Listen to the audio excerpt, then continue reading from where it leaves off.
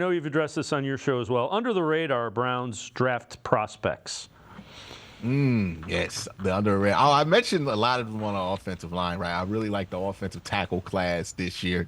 Christian Jones is somebody I really implore people to look at. Karan Amagaji from Yale is also somebody that I think people should really take a deep look at. Guys that just we aren't talking about a ton, that aren't really under the radar, but we haven't really thrown in that conversation a ton. Michael Hall, defensive tackle from Ohio State, probably the most twitchy RAS score guy that you're going to get at the defensive tackle position. We know that the Browns like to draft those kind of DTs, and somebody that I could see, filling the role that Maurice Hurst has on this defensive line long term.